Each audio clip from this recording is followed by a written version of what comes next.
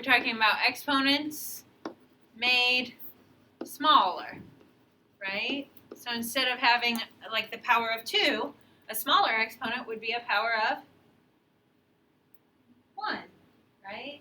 So we use power reducing formulas to create things that are easier to work with in calculus, and it gives us first powers of 1. So then we don't have squared, cubed, fourth, that type of thing. Now, all of the power reducing formulas can be derived from our double angle formulas, which we did on Friday. But usually I just use the double angle for cosine because they have some squareds in them if you look back. So I'm going to show you where I can get my power reducing formula for sine squared to reduce it to not have a power of 2 anymore. Do you agree that the cosine of 2u we said on Friday was 1 minus 2 sine squared u? Make sure I get my signs and everything right up there. We agree with that? Okay. This is our double angle formula from Friday. Okay, and what you see in the double angle formula is that over here you have a sine squared. This is not a power of 1. But everything else in the equation is reduced. Okay, this is a cosine of a double angle, but it has a power of 1. So what we're going to do is we're going to solve for sine squared. In order to solve for sine squared, I would move the 1 to the other side. So I would get cosine 2u equals, and then I would have, minus 1. Let's subtract it first. Cosine 2u minus 1 equals negative 2 sine squared u. Just solving for sine squared, manipulating the equation so that it looks like sine squared equals. And then, of course, I have to divide both sides by negative 2. Now, I'm going to do a couple of things here. This is going to be my final answer, so I'm going to use the symmetric property so that I can put sine squared u on the left. And so now it's just sine squared u. And on the right, I'm going to put this other stuff. Because I have plus or minus in the numerator, if I wanted to simplify, both of these things would have to get divided by negative 2, but really neither one really reduces at all. I can't divide anything like cosine 2u divided by negative 2. It doesn't like make the 2's disappear because remember that 2 is protected by parentheses. And then 1 over 2 doesn't reduce to anything other than 1/2 what it already is. The one thing I can do on that side is that this would be a positive over a negative. So this cosine 2u over 2 is actually minus. And then this one's going to be negative 1 over negative 2, which actually turns positive. So I can sort of like flip them around so it's something minus. So I'm going to write 1 minus cosine 2u over 2. And then I also don't have a negative in the denominator. Usually, like mathematicians, we'd like for our denominator to be a positive number. And if we have addition or subtraction in the numerator, we can just change its signs. And we don't have to remember a negative.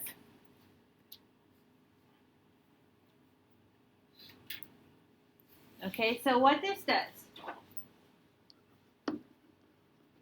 you go from sine squared u to a first power of cosine of a double angle,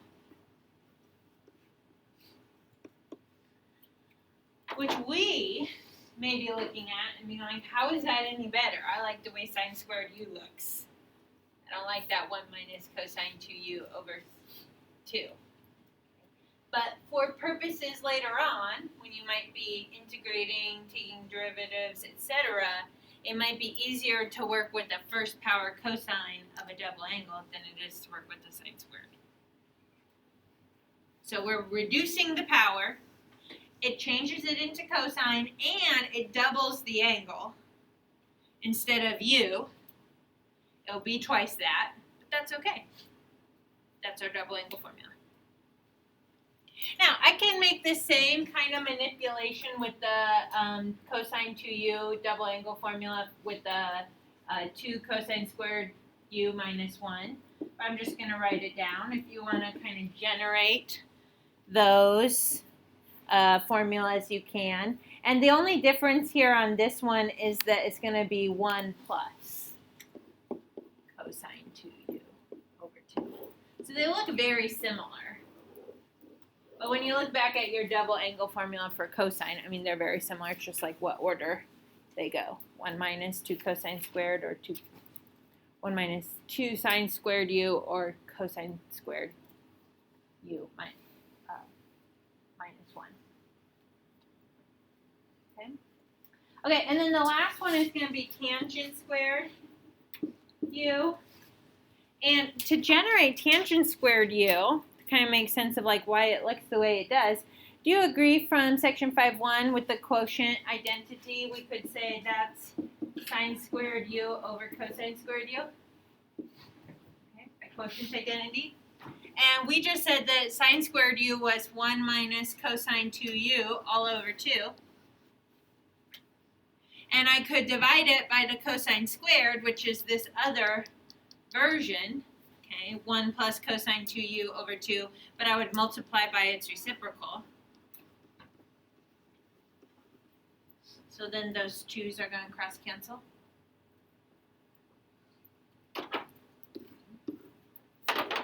So the power reducing formula for tangent squared u is 1 minus cosine 2u over 1 plus cosine 2u. And beware, don't get all kinds of cancel happy there. You know, you can't cancel the 1's, you can't cancel the cosine 2u's or anything like that, because those are terms. They're being added and subtracted. They're not factors. They don't look exactly alike, so nothing cancels. Okay. So what's going to be weird to us, because we're just learning power reducing, we're not yet doing anything with the power reducing, is that it doesn't always look easier to us. Okay, but remember, you might need this later on down the road. Okay. What we're actually going to do in our work is we're going to be doing like the algebra to do the power reducing, and we're going to be changing everything. Notice every one of these formulas changes it from a sine squared, a cosine squared, or a tangent squared to the other side, which is the first power of a cosine of some kind of double angle, right? They all have cosine 2u's in them. Okay, so let's do a couple of examples. We'll see how this works. It's really algebra you're doing. Okay, the directions, and I think the directions will sound similar on the test as they do in the textbook and in my example, is it's going to ask you to rewrite something. Okay, so we're going to rewrite sine to the 4th x. That's basically our problem, sine to the 4th x. And then it's giving you like more directions. Rewrite it in terms of first powers, so then it can't be to the 4th, of cosines of multiple angles. So multiple angles would be like 2x, 3x, 4x, 5x, anything that's being multiplied by your angle. Well, that whole piece right here, first powers of cosines of multiple angles, that's basically telling me to use my power reducing formula, right?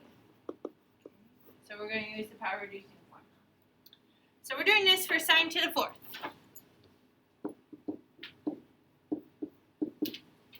Did I give you a power reducing formula for sine to the 4th? No. I only gave you a power reducing formula for sine squared. Can you rewrite sine to the 4th in terms of sine squared? Sine squared times sine squared.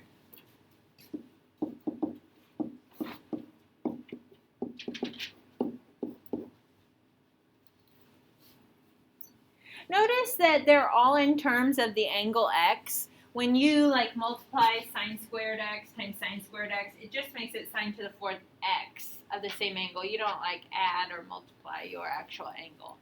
Okay, it stays the same. Okay, so then I have sine squared x, which I have a power reducing formula for that, right? Sine squared u equals 1 minus cosine 2u over 2. Make sure I get my signs right or you'll be sad. 1 minus cosine 2u. Okay, looking at my two expressions right here, sine squared x, what is u? U is the x, right? That's the only thing that's behind the sine squared. Okay. So we're looking right there, u is equal to x. So when I substitute into this power reducing formula, it will be 1 minus cosine 2x. I'll just put in the x.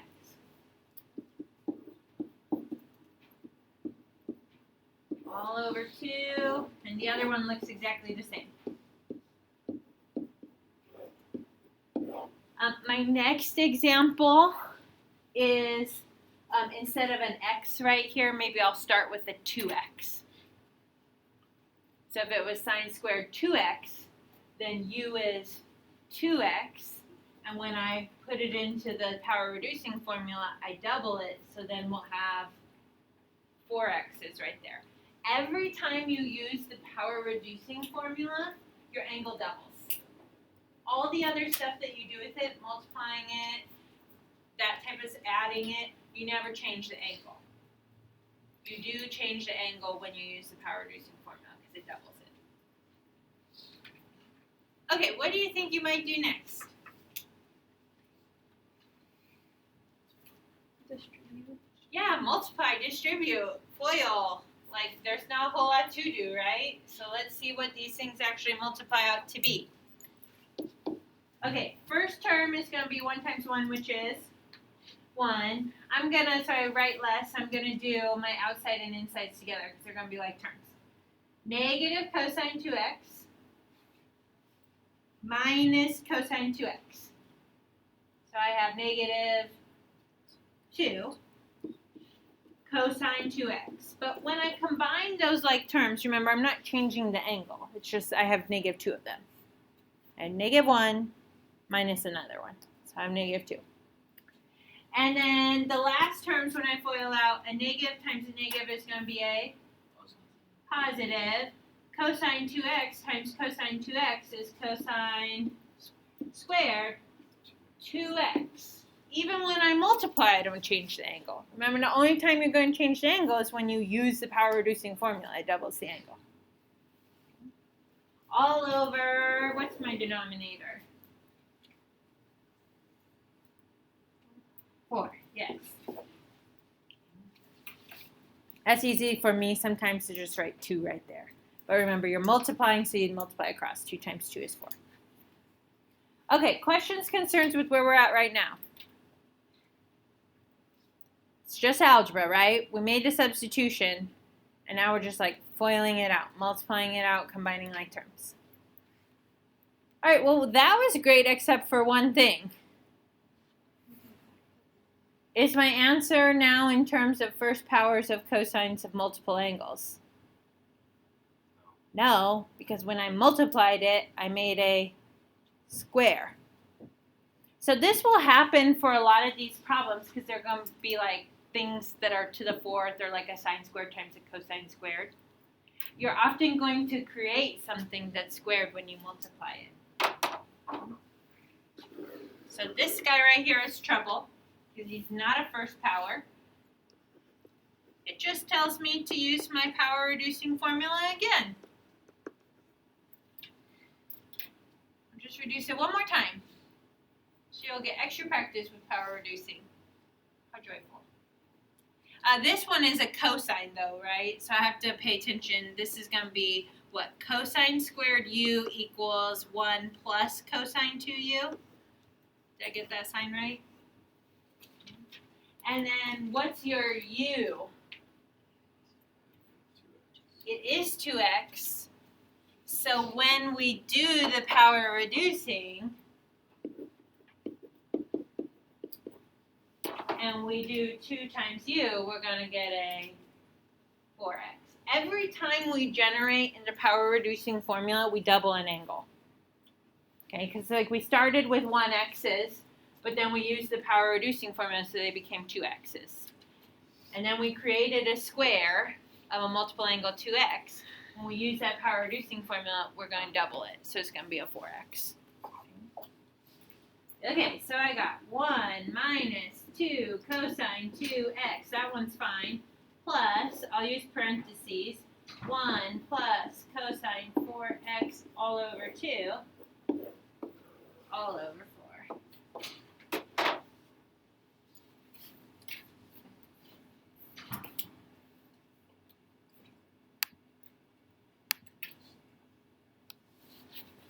Okay, questions, concerns? Why did something change? Why didn't something change?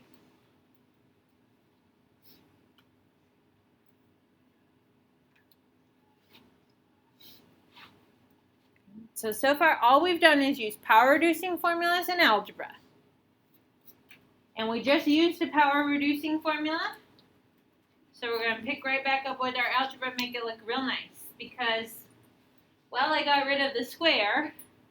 I created a fraction inside of a fraction. Okay.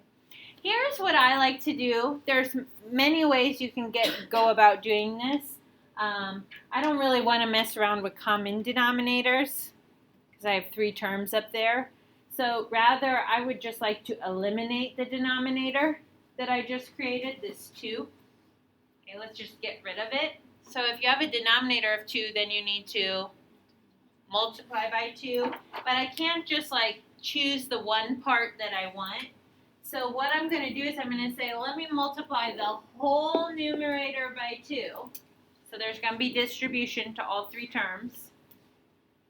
And then if I multiply the numerator of my fraction by 2, I also have to multiply the denominator of my fraction by 2. So to me, this is 2 over 2. Over here, this is called my well-chosen 1. It's equal to 1, 2 over 2. I can multiply by 1, and something is still itself. That's the identity property. And then I just need to execute it. Okay. So make sure you're aware. This 2 multiplies by each of these terms. So 2 times 1 is 2. When I do the middle term, 2 times negative 2 cosine 2x, it only multiplies by the coefficient in front, right? This angle is protected by parentheses. So that'll be minus 4 cosine 2x. And then, remember, the whole reason we wanted to multiply by 2 was so we could cancel the denominator, right? So this is just going to, at that point, cancel. And if you want to draw, like, distribution arrows, you can. It gets a little bit messy up here. Okay. But I don't have to distribute it to both of those because I'm going to divide it by 2 anyway. So then I'm just left with the numerator. Plus 1 plus cosine 4x. And now it's all over 8. And I'm almost done. Okay.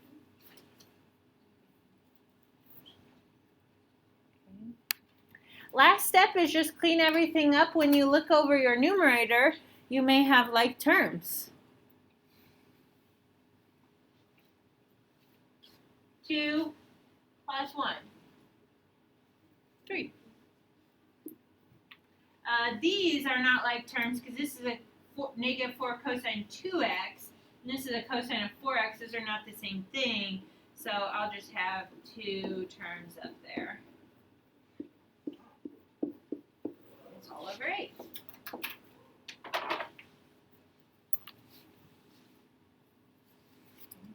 But like, look at the answer now. It used to be sine to the 4th x, and we were told to rewrite it in terms of first powers, check, of cosines of double angles, or multiple angles, check. This one's a 2x, this one's a 4x. You can have 8x in there. Okay, just depends on where you start. This is our answer. FYI, if you look in the book, when you're doing your homework tonight, they may factor out the denominator like as a 1/8 and then write it like this. I'll accept either answer. I usually don't, since I've already done so much work, I don't really care about dividing or factoring out the 1/8.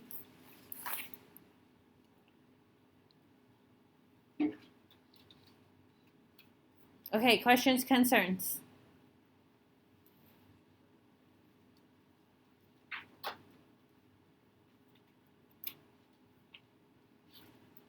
Okay, I got one more example. I won't do the whole thing, but I just kind of want to get you going on it a little bit. Because once you get going with these, I know they seem like a lot of work, but they kind of all do the same thing, right? Substitute power reducing. Multiply it out. Maybe you got another power reducing. Eliminate the denominator. Simplify.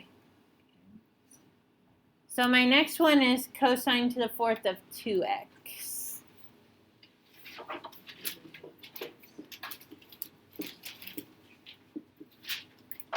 Take a minute. See if you can get started on that first 1 or 2 steps for me.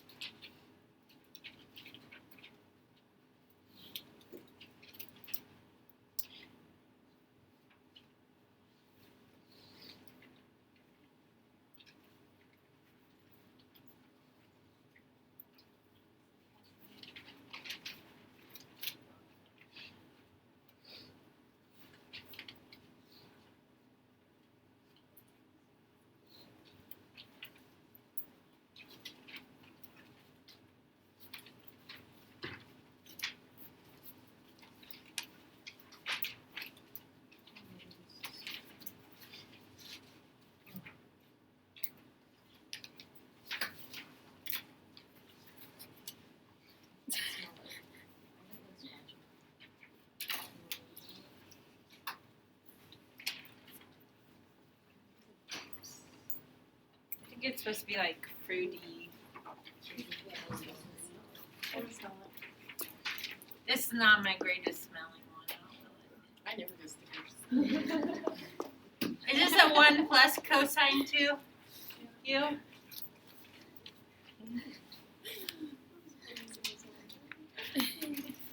So when you make this substitution, because this will be like cosine squared 2x times cosine squared 2x. What is your u? 2x. So right away, we're at 1 plus cosine 4x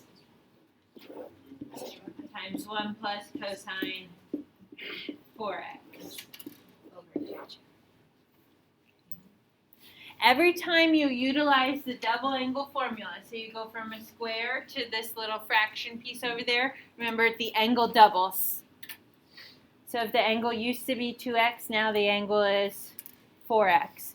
When we do the foiling, we don't do anything with the angles, right? The angles will stay 4x's for everything until we do the power reducing formula again.